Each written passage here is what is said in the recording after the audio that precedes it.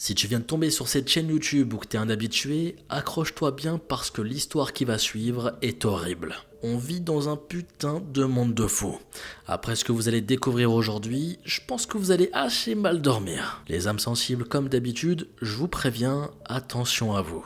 Juste avant de commencer, je tenais à vous remercier car vous êtes de plus en plus nombreux sur cette chaîne YouTube. J'en profite d'ailleurs pour vous partager mon Instagram Mogota-sama parce que là-bas, je vais vous partager du contenu exclusif. Bientôt, je me rends en Algérie et autant vous dire qu'il y a du lourd qui arrive. Donc si vous ne voulez pas rater tout ça et l'annonce de la création de ma future chaîne YouTube dédiée à mes voyages en Algérie, abonnez-vous. Je vous prépare des contenus très intéressants entre paysages, voyages, humains et bien sûr de la bouffe. Bref, j'arrête de bavarder parce que je vous vois venir.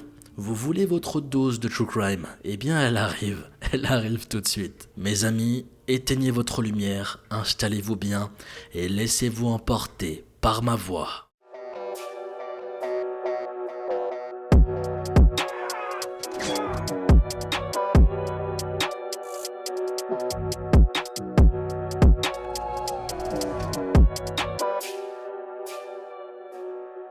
Notre histoire nous conduit à la capitale mexicaine, Mexico City. Le 16 avril 2024, la tranquillité d'une résidence de Iztacalco, une division de la capitale mexicaine, est bouleversée. Une agitation est perçue par le voisinage, dans l'appartement d'une mère célibataire. Des cris ainsi que des insultes attirent bientôt quelques courageux vers le domicile de Cassandra Yashkara. La femme de 38 ans réside ici avec sa fille de 17 ans, Maria José Castillo Calles. Cassandra a aussi une autre fille, Maria Fernanda, mais on ne sait pas si cette dernière vit ici. La porte de l'appartement de Cassandra est grande ouverte. Subitement, on voit un individu sortir de l'habitation. Son attitude est troublante, mais également son apparence. Ses vêtements comportent de multiples taches rouges significatives. Constatant qu'il est repéré, il s'enfuit immédiatement. Alors que certains résidents se lancent à sa poursuite, d'autres font les premières constatations chez Cassandra. Une mare de sang face à la porte laisse peu de place au doute. Quelque chose de grave s'est déroulé dans l'appartement. Maria Fernanda, l'une des filles de Cassandra, pénètre dans les lieux. On ne sait pas si elle se trouvait dans les parages au moment de l'agitation ou si elle a été contactée.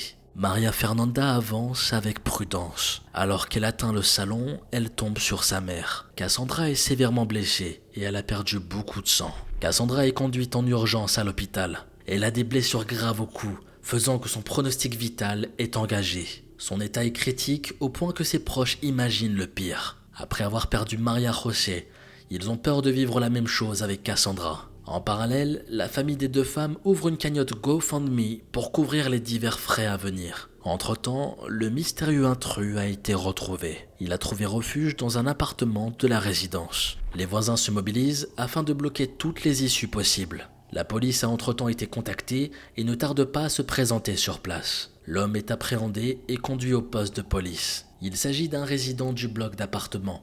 Il se nomme Miguel Cortés Miranda et il a 39 ans. Ici, vous vous posez certainement des questions depuis tout à l'heure. Cassandra résidait au moins avec l'une de ses filles, Maria José. Mais qu'est-il arrivé à l'adolescente? Malheureusement, une rapide exploration de l'habitation permet de répondre à cette question. La jeune fille a trouvé la mort dans sa chambre, poignardée à de multiples reprises. Son corps baignait littéralement dans une mare de sang. Ici, on a peu d'éléments sur la vie de Maria José. L'adolescente de 17 ans était affectueusement surnommée Pépé par ses proches. Elle était décrite comme une jeune fille gentille et studieuse. La jeune fille est scolarisée au collège Bachil. Maria José était en train de faire ses devoirs à la maison lorsque son agresseur s'est introduit chez elle. Elle n'avait que cours l'après-midi ce jour-là. L'adolescente qui pensait pouvoir travailler en paix s'est vue arracher son innocence puis sa vie. Les policiers souhaitent découvrir qui est l'homme qui a été arrêté suite au crime. Le processus commence par une fouille de son appartement. Il n'a pas fallu énormément de temps pour découvrir qu'il vivait un étage au-dessus de ses victimes. Les agents sont loin de se douter de ce qu'ils vont y découvrir. Ils poussent la porte de l'appartement de Miguel et commencent à enquêter. Ils étaient là à fouiller tous les recoins. Les premières découvertes édifiantes ne tardent pas à se dévoiler au fur et à mesure de leurs recherches. Miguel dissimule des ossements humains au sein même de son logement. L'homme n'était visiblement pas à son coup d'essai en termes de meurtre. Les éléments retrouvés sont aussitôt transférés en institut afin d'être analysés. Il s'avère que les restes appartiennent à 7 personnes différentes, seulement des femmes. Je pense qu'à ce stade, il est temps que je vous présente le suspect et de savoir qui il était. Miguel Cortés Miranda voit le jour le 25 octobre 1984 à Mexico City. On ne sait pas grand-chose au sujet de son enfance et de sa famille. On sait qu'il a une sœur. L'homme indiquera plus tard que cette période de sa vie n'était pas très heureuse. Il assurera notamment que sa sœur et lui ont été victimes de violences. Miguel a une appétence pour les études. Il souhaite travailler dans le domaine scientifique. Le jeune homme étudie afin de pouvoir embrasser la profession de son choix, faire ce qu'il veut. Il s'inscrit à l'École nationale des sciences biologiques, d'où il sort diplômé. C'est ensuite à l'Institut Polytechnique National qu'il se dirige afin de parfaire son cursus académique. Il obtient son diplôme en 2009. Par la suite, Miguel se lance à la recherche d'un emploi. Plusieurs opportunités professionnelles s'ouvrent à lui, dans divers laboratoires de Mexico. Miguel n'a qu'à faire son choix. L'homme exerce en tant que chimiste bactériologique et parasitologue. Miguel apprécie se divertir, mais également apprendre au quotidien. L'homme est parfaitement conscient de ses capacités intellectuelles, dont il n'hésite pas à se vanter. Il tient à participer à un maximum d'activités en extérieur. Il apprécie notamment le cinéma et le théâtre. Le jeune homme s'intéresse notamment à divers sujets. Il se plaît à apprendre de nombreuses langues. L'homme a également une personnalité assez ouverte. Il se présente comme un militant de la cause animale. Il s'informe concernant le féminisme ou les droits LGBT. Cet intérêt multiple fait de lui quelqu'un d'apprécié. Miguel n'est cependant pas expressif le reste du temps. Et pour cause, l'individu dissimule sa véritable nature. Revenons brièvement sur les faits ayant conduit à l'arrestation de Miguel. Le 16 avril 2024, Miguel pénètre dans l'appartement de sa voisine du dessous. On ne sait pas s'il a surveillé les allées et venues du voisinage avant de quitter son domicile. Une chose est certaine, il avait une idée terrible derrière la tête. Comme vous le savez, Maria José est seule à la maison. Sa mère Cassandra est absente pour le moment. Miguel s'introduit dans la chambre de l'adolescente. Maria José a à peine le temps de réagir. L'intrus était prêt à agir. La jeune fille subit une agression avant d'être poignardée. D'autres sources renseignent que l'adolescente a été tuée suite à un étranglement. D'ailleurs, on ne sait pas si l'arme utilisée pour les crimes est en sa possession en entrant dans l'appartement ou non. Miguel se dit qu'il a peut-être le temps de rentrer chez lui, sans se faire remarquer. C'était sans compter le retour de Cassandra à son domicile. Elle ne se doutait pas de l'horreur qui s'était déroulée sous son propre toit. Elle va voir Miguel sortir normalement de la chambre de sa fille. Elle était là devant lui, elle le voit sortir. Imaginez juste la scène. Et à ce moment-là, l'homme est toujours en possession de son arme, un couteau ensanglanté. Cassandra ne comprend pas ce qui se passe et tu m'étonnes. Elle a à peine le temps de réagir que Miguel se jette sur elle. L'intrus est presque incontrôlable. Après s'en être pris à la fille, c'est vers la mère qu'il dirige sa colère. Il va poignarder Cassandra à l'aide de son couteau à 5 reprises. Tout en agissant, il hurle sur sa nouvelle victime. Cependant, il ne se rend pas compte que les gens sont attentifs quant au bruit de la résidence. Les hurlements n'échappent pas aux voisins. Ces derniers identifient assez vite l'appartement d'où proviennent les hurlements. Miguel est maintenu en attendant que les autorités l'arrêtent. Suite à son arrestation, l'homme est envoyé à la prison d'Ard Orient, le temps qu'une enquête soit ouverte. La seconde fille de Cassandra, Maria Fernanda, se présente à l'appartement suite à l'attaque de sa mère et de sa sœur. Elle découvre une vision d'horreur. Une énorme tache de sang s'est répandue sur le sol et sa mère est dans un état critique. Il n'y a malheureusement plus rien à faire pour Maria José, qui a succombé à l'agression de Miguel. Le profil du suspect interpelle. Faut savoir que Miguel est relativement intégré à la société. Personne ne comprend pourquoi lui, avec son profil, avait fait ça. Il avait un emploi stable, bien rémunéré, pas trop de soucis financiers. Il se montre à divers événements organisés autour de chez lui. Le trentenaire apprécie également voyager. Il partage quelques moments de ses escapades avec des photos sur les réseaux sociaux. Miguel apparaît comme un individu totalement normal. Mais des événements troublants entourent l'homme. Il s'avère qu'au cours de sa vie, il a été amené à côtoyer des femmes qui ont subitement disparu. Viviana Garrido est l'une de ces personnes. La jeune femme de 32 ans a disparu dans l'après-midi du 30 novembre 2018. Elle exerçait en tant qu'ingénieure biochimique industrielle. Les sources renseignent qu'elle aurait été une collègue de Miguel. La dernière fois qu'elle a été vue, la trentenaire se trouvait en présence d'une collègue vers 18h. Les deux femmes attendaient au niveau d'un arrêt de bus, devant la station Ernita du métro de la capitale. Alors que sa collègue prend le bus pour rentrer chez elle, Viviana prend habituellement le métro. Plusieurs heures vont passer avant que son mari ne se rende compte que quelque chose ne va pas. Viviana n'est pas rentrée comme d'habitude. Le mari s'inquiète, d'autant plus que Viviana ne répond à aucun message. Il fait appel à ses proches, puis au procureur du département des personnes disparues. Mais ça ne va pas être simple, l'enquête va être compliquée. La famille souhaite que le portable de Viviana soit géolocalisé, mais aucune procédure en ce sens ne sera lancée. La trentenaire n'est pas la seule personne identifiée comme disparue. Et puis la police n'aurait pas les fonds nécessaires apparemment. Donc pas de procédure en ce sens. La famille de Viviana s'organise afin de la retrouver. Les divers hôpitaux de la ville sont contactés, mais le profil de la disparue ne correspond à aucun patient hospitalisé récemment. C'est ensuite à proximité du métro que les recherches s'orientent. Les commerçants de proximité sont questionnés et les caméras de vidéosurveillance consultées. Les bandes vidéo ne se révèlent pas bien utiles. Les proches voulaient visionner aussi les vidéosurveillances du métro, mais apparemment elles ne fonctionnaient pas. En août 2019, la famille de Viviana fait appel à un organisme, IDEAS, afin de l'aider dans les recherches. La jeune femme a disparu depuis plusieurs mois maintenant, et les choses n'avancent pas vraiment. Les proches de Viviana font une demande au bureau du procureur spécialisé sur plusieurs éléments. Les proches de la disparue souhaitent notamment obtenir le plan d'enquête. Cette requête sera refusée. Dans le cadre de la disparition de Viviana, il est même inexistant. Une procédure d'appel est lancée afin de contrer le refus. Le 17 août, un juge de contrôle du pouvoir judiciaire de Mexico donne raison à la famille de Garrido. La police en charge du dossier a une durée de 30 jours afin de présenter le plan d'enquête. En effet, l'agent de police en charge a l'obligation de produire un plan d'enquête afin de mener le dossier au mieux. Le 7 octobre, la procédure tant attendue est remise, de sorte que les proches de la trentenaire y aient accès. Mais là, c'est la douche froide. Le plan d'enquête est considéré non conforme à la situation. Le juge doit de nouveau intervenir le 20 novembre. Cette fois-ci, le magistrat demande à ce que les mesures demandées par la famille soient prises en compte. La famille Garrido se bat toujours pour obtenir justice. Le 20 décembre 2019, des proches de Viviana rencontrent même la procureure de Mexico, Ernestina Godoy. Ils s'estiment par la suite confiants de la suite donnée à l'enquête. La procureure s'est engagée à mener à bien le dossier. Mais à ce jour, Viviana est toujours portée disparue. Elle aurait été retrouvée en vie, mais ses proches sont toujours en attente d'une confirmation. Bien que la disparition de Viviana remonte à 2018, Miguel aurait commis des crimes bien avant ça. L'enquête permet de tomber sur le nom d'Ameirani Roblero González. La jeune femme de 18 ans a disparu le 1er août 2012, du côté d'Iztapalapa, une autre division de la capitale. À l'époque de sa disparition, Ameirani vivait avec sa mère et plusieurs frères et sœurs. Elle venait tout juste d'entrer à l'université.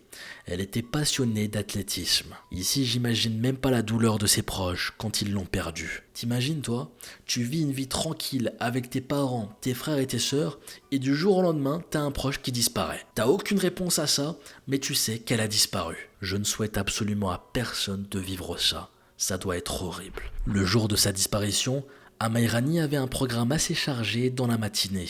Elle s'est rendue au cours d'introduction de sa nouvelle école. Par la suite, la jeune femme devait retourner dans son précédent établissement afin de récupérer des documents en lien avec son diplôme. Ameirani avait prévenu sa mère afin qu'elle ne s'inquiète pas. La journée se déroule normalement.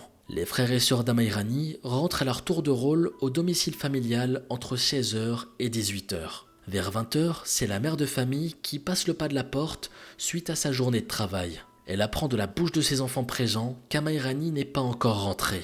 Les messages et les appels sur le portable de la jeune fille ne donnent rien. La famille décide alors de se lancer à sa recherche. Ses proches découvrent qu'Ameirani n'est pas allé récupérer ses documents dans son ancienne école. Un signalement est fait par la suite auprès des autorités. L'enquête concernant sa disparition a rencontré plusieurs dysfonctionnements. À l'instar de la famille Garrido, les données téléphoniques du portable d'Ameirani n'ont jamais pu être fournies à la famille. L'âge de la victime n'est pas bien renseigné dans les divers documents des autorités. Dans ceux du bureau du procureur local, Ameirani est présentée comme une femme de 32 ans. Pour le bureau fédéral, la jeune fille avait 21 ans. La disparition d'Ameirani a rapidement été attribuée à une fugue avec un prétendu fiancé. Quelques années seulement après la disparition d'Amairani, une autre femme disparaît subitement. Elle se nomme Frida Lima Rivera. Les sources divergent quant à son âge. Frida a soit 22 ans au moment des faits ou 32 ans selon les articles. La jeune femme était originaire de Morelos, à 130 km de la capitale. Frida avait déménagé à Mexico City afin de poursuivre ses études. Elle s'était inscrite à l'Institut Polytechnique National dans la filière d'administration industrielle. À distance de sa famille, la jeune femme maintient le contact. Du jour au lendemain, Frida cesse d'envoyer ou de répondre aux messages de ses proches. On estime qu'elle a disparu le 7 février 2015 à Iztacalco. Miguel résidait déjà dans ce secteur, à environ 4 km du dernier lieu où Frida a été vue. L'enquête afin de retrouver les identités des victimes de Miguel n'est qu'à ses débuts quand une nouvelle va tomber. Le 13 avril 2025, soit un an après son arrestation, Miguel est retrouvé inanimé sur le sol de sa cellule. Le détenu est conduit immédiatement dans un hôpital. Mais entre-temps, avant qu'il ne soit retrouvé, l'état de l'homme s'est aggravé. Miguel va décéder dans l'établissement à l'âge de 40 ans. Le décès du criminel est attribué à 2 facteurs. Un arrêt cardiaque suite à une surdose de médicaments complété par une blessure à la tête. Miguel est tombé de son lit superposé. Les autorités ouvrent une enquête afin de s'assurer que la mort du détenu n'est pas un meurtre. Au moment de sa mort, une enquête était encore en cours concernant Miguel. Il devait comparaître au tribunal suite à une prise de contact avec les proches de ses victimes. La procédure est annulée suite au décès du principal concerné. Miguel aura choqué le pays et il sera comparé comme le Jeffrey Dahmer mexicain. Si le profil des victimes des 2 tueurs en série n'ont rien à voir, on retrouve les mêmes méthodes. En effet, les 2 hommes ont conservé des restes de leurs victimes chez eux, suite à leurs crimes. Il a été prouvé que l'homme était responsable des meurtres d'Amairani, Frida et Maria José Calles. On suppose que Miguel a pu être à l'origine de nombreux autres meurtres, dont celui de Viviana Garrido. Miguel est également soupçonné d'avoir tué une ex-petite amie, nommée Claudia Andrea. La mort de la femme de 36 ans avait été classée à l'époque comme mort naturelle. La mort prématurée de Miguel a empêché la tenue d'un procès et donc d'une condamnation officielle. Miguel n'aura jamais exprimé de remords concernant ses crimes. On se retrouve pour la fin de cette terrible affaire. Ça faisait longtemps que je vous avais pas présenté un tueur en série de la sorte. Et autant vous dire que ça fait peur. Ce qui me rend parano avec ce genre d'affaires, c'est que je me dis qu'aujourd'hui, c'est sûr qu'il doit y avoir des personnes qui ont tué des gens et qui se cachent parmi nous. Vous allez peut-être me trouver dingue en disant ça, mais c'est clairement possible. Qui te dit que ton putain de voisin, le Marco là que tu vois tous les matins, ou Margaret, ou Caroline, ou Hamid, ou qui tu veux, qui te dit que ce mec-là, ou cette personne-là, n'a pas tué des gens? Personne, tu peux pas savoir. Et ce Miguel, il avait fait des études, il avait pas un profil, tu te dis que c'est un tueur, etc. Et pourtant, il a commis des horreurs. Moi, je vous le dis, et c'est un petit conseil, méfiez-vous. L'humain est capable du pire, et il se cache forcément des individus malsains, tout proches de nous. Restez sur vos gardes, et j'attends vos avis concernant cette affaire dans les commentaires. J'ai hâte de lire vos réactions et ce que vous en avez pensé. Maintenant, sans plus attendre, on passe à notre deuxième affaire. Let's begin.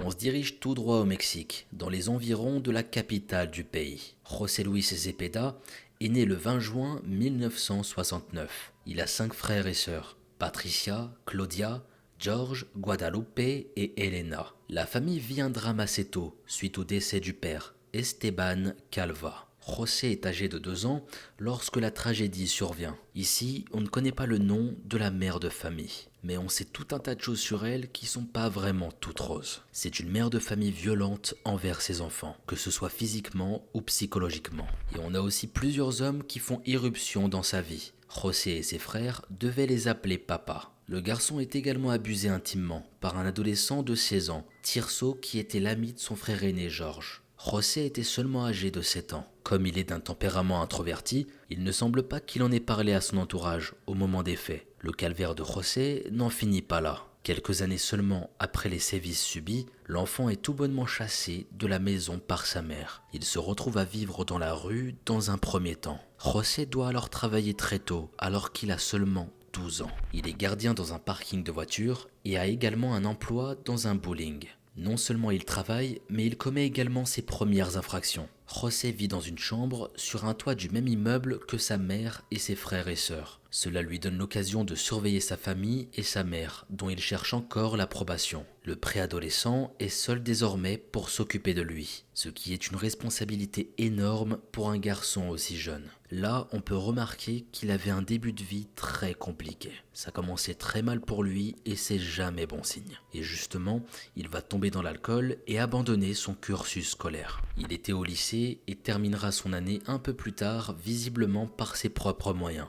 José exerce pendant quelque temps la profession de clown, en compagnie d'un de ses beaux-frères magiciens. Il se prend également de passion pour l'écriture en général. Il rédige de nombreux poèmes, des romans pour enfants, des pièces de théâtre et aussi des chansons. Il est très productif dans le domaine et cette activité devient rapidement son emploi. Il vend ses écrits sur le marché et récite de la poésie dans les rues de Mexico. L'homme fait la connaissance d'une femme, Haïdé, en 1996, avec qui il va former un couple et se marier. Le couple va donner naissance à 2 filles. Mais seulement quelques années après le mariage, José Luis et sa femme divorcent. Cette dernière quitte ensuite le pays avec ses 2 filles et emménage aux États-Unis. José est profondément impacté par cette situation et va plonger dans une dépression. L'homme est tombé dans la drogue qu'il consomme en parallèle de l'alcool. José ne va pas rester célibataire très longtemps. L'homme entretient plusieurs relations avec des femmes, avec qui il ne reste pas longtemps. Il se met en couple avec une femme prénommée Elia, puis Lydia Sanchez. Vers les années 2003 et 2004, José fait la connaissance de Veronica Martinez par le biais d'un ami. Cette dernière travaille dans une pharmacie. La relation ne tient pas non plus sur la durée et Veronica finit par quitter José. Les relations avec Lydia et Veronica semblent avoir été ses histoires les plus longues jusque-là, en plus de celles avec son épouse. José commence à fréquenter une femme de 32 ans, se nommant Alejandra Garabito, au cours de l'année 2007. Cette dernière est employée de pharmacie et elle est mère de 2 enfants. La relation est suffisamment sérieuse pour que la jeune femme présente son conjoint à sa mère qui s'appelle Soledad. Le couple José et Alejandra envisage pourquoi pas d'avoir un enfant à l'avenir. La mère d'Alejandra apprend que sa fille n'est pas allée au travail le 5 octobre. Ses soupçons se reportent rapidement sur le conjoint de cette dernière. La première fois que José a été présenté à la maman Soledad, elle ne l'a pas bien perçu. Elle ne le sentait absolument pas. Alejandra venait tout juste de changer de lieu de travail. Elle a été transférée à proximité de l'appartement de José dans le centre-ville. La nouvelle pharmacie où elle devait travailler se trouvait plus proche du domicile d'Alejandra. La situation s'était apparemment dégradée dans le couple suite à ce changement, au point où la séparation avait été envisagée du côté de la pharmacienne. Mais José avait menacé de mettre fin à ses jours si cela intervenait. Ça vous voyez, si vous tombez sur un homme qui menace de mettre fin à ses jours si vous devez le quitter, fuyez. Un conseil, fuyez. Croyez-moi, il n'y a rien de pire. Jouer sur les sentiments et essayer de faire peur à sa conjointe, non, c'est beaucoup trop sombre. Enfin bref, dès le lendemain, Soledad se rend dans le quartier de Zepeda afin de se renseigner au sujet de sa fille. Elle sait que José est consommateur de drogue et imagine qu'il séquestre sa fille chez lui. Pour elle, c'était pas impossible. La mère d'Alejandra apprend que des voisins ont vu José rentrer chez lui avec une femme ressemblant à la disparue. Soledad porte directement plainte contre Zepeda dans la foulée. Ses soupçons étaient désormais fondés. Ici, on va arriver dans une partie plutôt choquante. Donc, petit disclaimer. C'est toujours important de vous prévenir, bande de fourbes, parce que ce qui va suivre est très choquant. Le 8 octobre, soit 2 jours après le signalement de la disparition d'Alejandra, des policiers se rendent sur place. Ils ont compris assez rapidement que la situation était inhabituelle. Alejandra ne s'absentait jamais de son travail sans prévenir. Et en tant que maman, elle avait des responsabilités. Les voisins de José sont interrogés, comme l'avait fait Soledad. D'après eux, une odeur insupportable provenant de l'appartement de l'homme de 38 ans commence à embaumer l'immeuble. Celui-ci réside au 4e étage. Les policiers sonnent chez l'individu suspect. Les agents demandent à José s'il est possible de faire le tour de son appartement. Ils souhaitaient savoir si Alejandra se trouvait sur place. D'ailleurs ici, les policiers sont venus par surprise. Zepeda ne s'attendait absolument pas à les voir ici. Le domicile de José Zepeda fait peine à voir. L'endroit semble être le décor d'un film d'horreur. Il est dans un état lamentable et effectivement, une odeur particulière saisit les nouveaux visiteurs. Les agents font le tour des pièces et constatent que José est bien seul chez lui. Cependant, l'endroit est suspicieux. Il y avait quelque chose de bizarre. Un agent ouvre un placard et tombe sur le corps d'une femme démembrée. Il lui manque l'avant-bras droit ainsi qu'une partie de la jambe droite en dessous du genou. Les membres manquants de cette personne sont retrouvés dans la cuisine, dans le réfrigérateur ainsi que dans une boîte de flocons de maïs. À l'intérieur de ce contenant, un os entouré de chair qui semble avoir été frit. José sent que la situation tourne mal pour lui. Là, il savait qu'il était dans la merde. Et il va essayer de s'enfuir en sautant par le balcon. Mais il ne réussira pas. Les agents l'interpellent et le conduisent directement à l'hôpital Xoko. Il souffre d'une légère commotion cérébrale, ce qui ne l'empêchait pas de répondre aux questions des policiers. José est soumis en parallèle de ses soins à des tests psychologiques. Il est confirmé assez rapidement que Zepeda a des tendances psychopathiques. La maison de l'individu est fouillée un peu plus en détail suite à son arrestation, dévoilant encore de sinistres trouvailles. Une poêle contenant de la chair humaine, un avant-bras apparemment, se trouvait sur la gazinière. Une assiette avec des morceaux de chair attend sur la table, accompagnée d'un demi-citron. C'était comme si l'homme était en train de se préparer un repas, il était en train de manger quand les policiers sont arrivés. Sans plus attendre, la collecte des preuves débute. Le corps humain, dissimulé dans un placard de l'appartement, est transporté dans un institut médical dans le but d'être examiné. Les analyses permettront de déterminer rapidement qu'il s'agit d'Alejandra Garavito. La victime a été étranglée. La disparition d'Alejandra est devenue une affaire pour homicide. En parallèle de la fouille de l'appartement, Zepeda est entendu par les enquêteurs. L'homme va avouer son crime. Il a effectivement tué sa compagne, mais pour lui, il s'agit d'un accident. Le couple s'est disputé le soir du 5 octobre, et José a étranglé Alejandra jusqu'à la tuer. Comme il ne savait pas quoi faire du corps, il l'a caché dans un placard de son appartement, et il a commencé à le faire démembrer dans le but de le faire disparaître. Mais les enquêteurs ne croient pas à cette histoire. Ils pensent que la mort d'Alejandra était préméditée et qu'il aurait utilisé les lacets d'une paire de baskets se trouvant chez lui. Le sentiment de Soledad Garavito au sujet de José se confirme d'une bien triste manière. Si elle pensait que sa fille faisait l'objet d'une prise d'otage, elle ne s'attendait pas à apprendre le décès d'Alejandra. Elle témoigne auprès des enquêteurs, révélant tout ce qu'elle sait sur l'homme qui a partagé la vie de sa fille.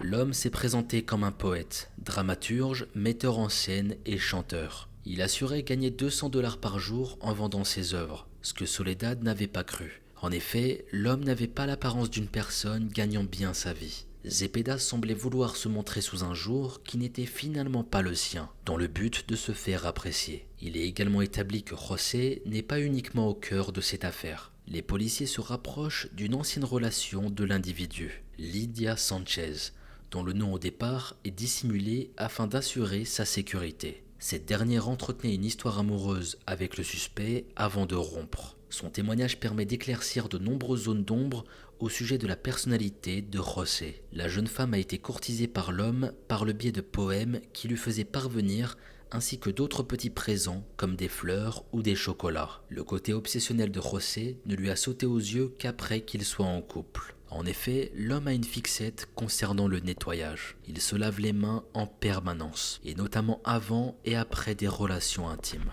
Lydia remarque également que José pratique la sorcellerie. Il utilise différentes herbes et des langues de bœuf pour ses pratiques. Son comportement à l'égard de la jeune femme n'est pas des plus rassurants non plus. Il est d'une jalousie maladive, contrôlant et tente même de mettre fin à ses jours. Lydia ne supporte plus cette situation et décide de rompre. Une autre personne, dont l'identité est restée secrète, a témoigné face au procureur, donnant davantage de renseignements sur José. Il est fasciné par les vidéos à certains caractères impliquant des animaux, la sorcellerie, ainsi que le roman Les 120 journées de Sodome. Petit point littérature ici, mais c'est l'une des œuvres du marquis de Sade qu'il a écrit alors qu'il se trouvait en prison à la Bastille en 1785. Cet homme a passé un tiers de sa vie derrière les barreaux pour divers actes, dont des actes de torture à l'encontre de femmes. C'est quand même grâce ou à cause de ce monsieur qu'on a eu des mots comme sadisme, sadique ou SM. La petite parenthèse que je viens de faire ici, c'est vraiment pour dire que ce livre,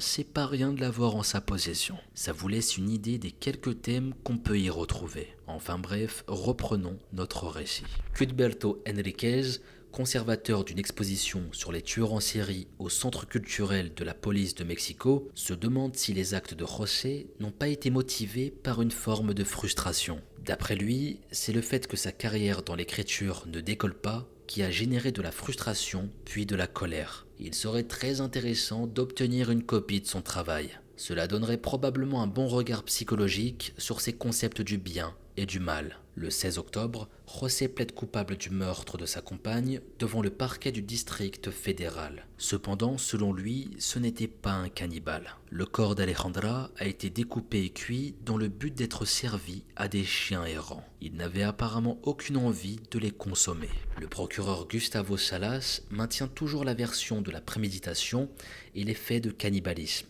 Il s'appuie sur les constatations faites par les enquêteurs lors de la fouille effectuée au domicile du suspect. Entre la cuisinière avec les restes humains dans la poêle et les restes humains retrouvés dans le réfrigérateur, il y a peu de doute sur les intentions du meurtrier concernant sa victime. Et j'avoue qu'ici, c'est dur de le croire. José Zepeda, t'es un peu en train de nous prendre pour des cons. Ça paraissait évident qu'il voulait manger cette viande. Et là, pour peut-être atténuer sa peine, il dit tout le contraire. Et quand on regarde bien, il y avait même un plat préparé avec du citron, si j'ai bien compris dans les articles que j'ai pu lire. Pourquoi tuer des personnes pour faire des choses comme ça ? Ça n'avait aucun sens. 2 jours après le plaidoyer de culpabilité de l'accusé, le bureau du procureur a fait une déclaration au sujet de l'affaire. L'accusé aurait maltraité et tué une ex-petite amie du nom de Olga Libia. Celle-ci, professeure d'anglais de 23 ans, a été contrainte de visionner des films à un certain caractère impliquant des animaux. Olga a également subi des abus sexuels. Le corps de cette dernière n'a jamais été retrouvé. J'ai trouvé intéressant de mentionner Olga Libia, même si c'est une personne dont on a assez peu d'informations. C'est là qu'on se rend compte que la justice a tout tenté pour retrouver les victimes de Zepeda. Je me demande d'ailleurs comment ce nom est venu à l'oreille des enquêteurs. L'accusation est d'ailleurs persuadée que José Zepeda a commis d'autres crimes. Selon eux, il aurait commis plus de crimes qu'on ne le pense. 2 corps de femmes démembrées avaient été découverts à Mexico le 30 avril 2004 et en avril 2007. Les restes humains avaient été déposés dans des contenants peu habituels. C'était à l'abri des regards dans des cartons ou des sacs. La première victime s'est avérée être Veronica Martinez.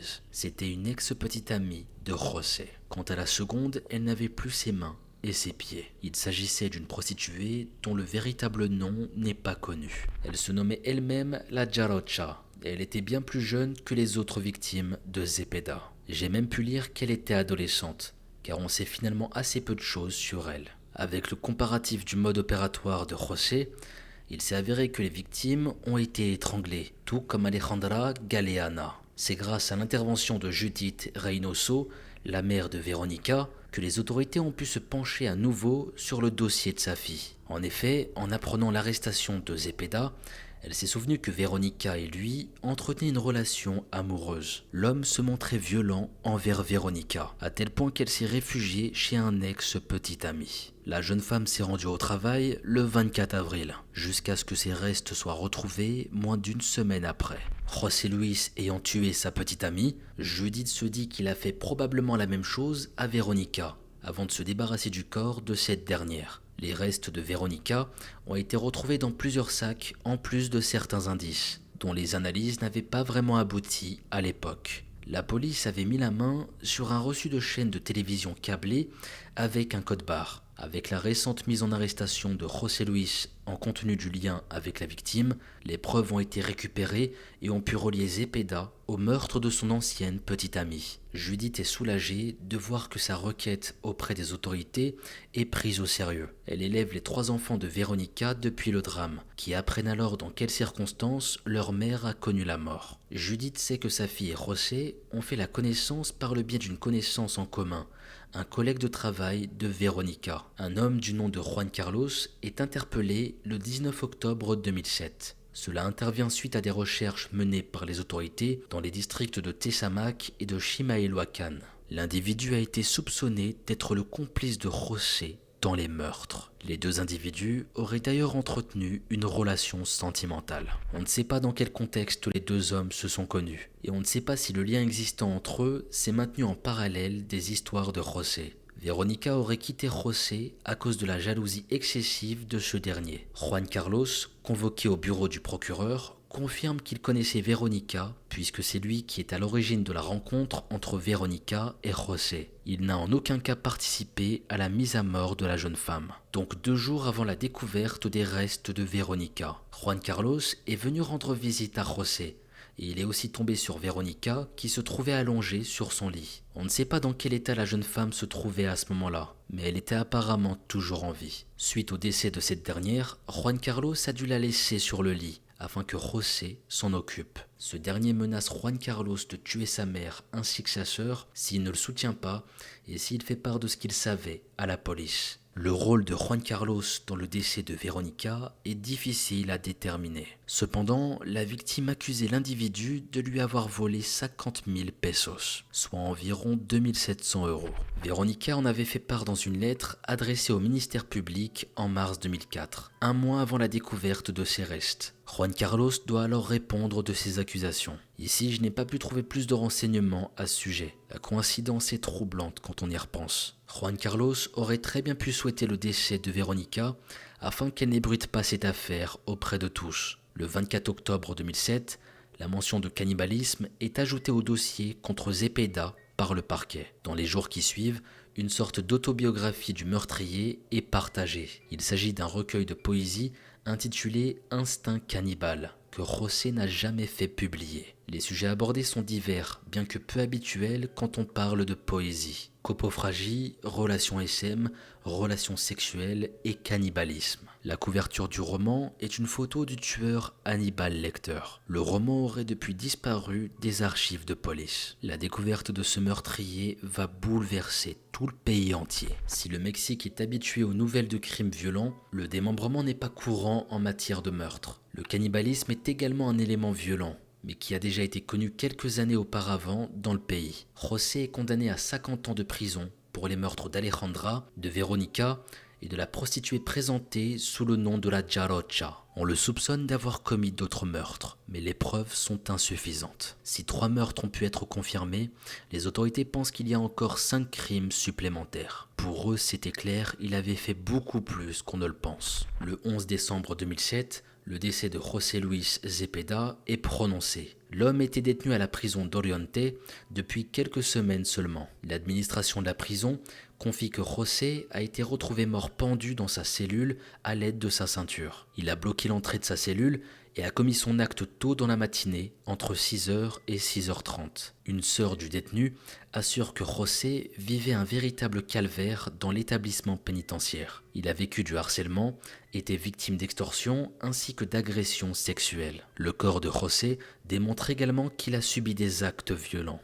José souffrait d'un trouble bipolaire et avait exprimé des remords concernant ses actes passés. Il aurait pu décider de mettre fin à sa vie car le sentiment de culpabilité était trop grand. Le rapport d'autopsie conclut tout de même à une mort donnée volontairement. La mort ne serait pas due à la pendaison. José est décédé suite à la prise de cocaïne. L'avocat du détenu confirme cette information et que José a laissé 2 lettres à l'intention de sa mère. La mère d'Alejandra, Soledad Garavito, accueille la nouvelle de la mort de Zepeda comme un châtiment divin. Je ne souhaite la mort à personne, mais je sens que c'est la justice divine. Je ne prends pas plaisir à la mort de cet homme, mais j'ai vu qu'il y avait un Dieu et qu'il est avec moi. Les proches de la jeune femme avaient rapidement remarqué qu'Alejandra ne donnait plus de signes de vie, et ils ont aussitôt déclenché l'alerte auprès des autorités. Ici, on va faire une nouvelle parenthèse pour revenir sur un protagoniste ayant pris une importance dans notre récit un peu plus tôt. Le 19 décembre 2007, une semaine après le décès de Zepeda, un mandat d'arrêt est délivré à l'encontre de Juan Carlos Pérez. On reconnaît qu'il a exercé un rôle de complice auprès de Zepeda dans le meurtre de la jeune femme. Juan Carlos était déjà détenu depuis 2 mois, avant la mise en place du mandat d'arrêt, dans un hôtel en attendant que l'enquête soit menée à son terme. L'homme a d'ailleurs tenté de s'enfuir, mais il a rapidement été interpellé. José Luis Zepeda est aujourd'hui surnommé le cannibale de la Guerrero. faisant référence à l'état dans lequel il a sévi, mais également le poète cannibale. Il est considéré par les Mexicains comme l'un des tueurs en série le plus choquant du pays. Son mode opératoire, si on peut le nommer ainsi, a choqué tout le monde. S'il a provoqué la mort de plusieurs femmes, il n'avait pas peur d'attaquer ses propres conjointes. On a supposé que les mauvais comportements de sa mère ont été à l'origine de son désir de tuer des femmes, même s'il ne l'a jamais exprimé. Concernant son supposé complice Juan Carlos Pérez, je ne sais pas s'il est aujourd'hui encore incarcéré. C'est déjà la fin de cette vidéo et je vous remercie de l'avoir regardé jusque-là. Merci à vous mes amis pour votre soutien quotidien, je vous remercierai jamais assez. Quant à nous, on se retrouve vendredi prochain 17 h pour une nouvelle vidéo. Sur ce, profitez du soleil parce qu'il fait bien beau en ce moment, prenez bien soin de vous et vos proches et on se dit à très bientôt, c'était Mogota.